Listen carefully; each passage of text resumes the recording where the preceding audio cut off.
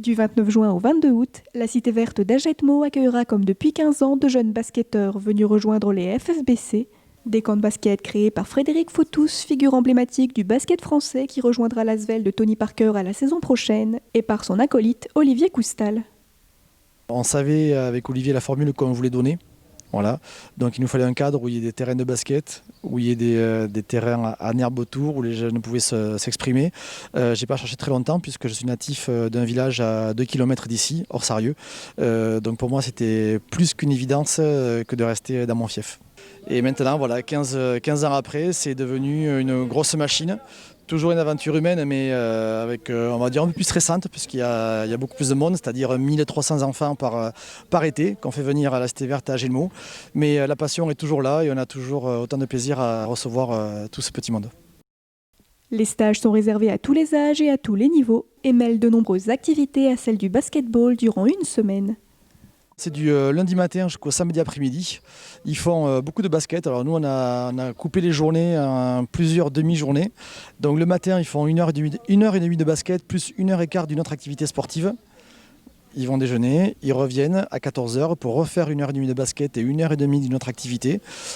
Puis le soir, ils refont encore du basket. Ce qui est très plaisant pour eux, c'est qu'il y a beaucoup d'espace avec les terrains en herbe, avec la piste d'athlétisme, avec les tables de ping-pong, avec la piscine, dont on a tout ça à disposition.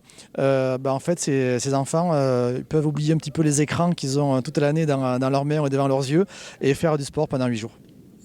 Si de par sa carrière, Frédéric Fautous ne peut s'empêcher d'observer le potentiel des jeunes basketteurs du camp, le but reste avant tout que chacun prenne du plaisir et s'épanouisse durant cette semaine de stage.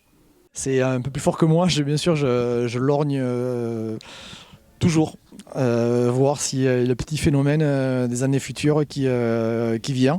Donc, mais c'est pas bon. Je m'attarde pas toute la semaine dessus. C'est pas ça. Moi, simplement, c'est le plaisir d'être entouré, de voir des enfants avec le sourire. Ils ont une passion qu'ils pratiquent toute l'année et de les voir s'enthousiaser, s'éclater, à jouer au basket, à faire quelques bêtises, bien sûr, à s'amuser. Voilà. Donc repartir, ce qui est souvent le plus gratifiant, c'est le samedi après-midi quand ils se quittent, de voir les émotions, des pleurs parce qu'ils sont tristes de partir, des sourires parce que c'était trop bien. Ça, c'est la plus belle récompense que moi je viens chercher ici. Dû aux conditions particulières de cette année, de nombreux protocoles sanitaires ont été mis en place par la ville, comme l'avait rappelé Pascal Requena, nouvelle maire d'Ajetmo. Mon adjoint au sport, Patrice Rayet, s'est beaucoup engagé sur ce sujet, en collaboration bien entendu avec le directeur des camps, Olivier Coustal, et Frédéric Fautous lui-même.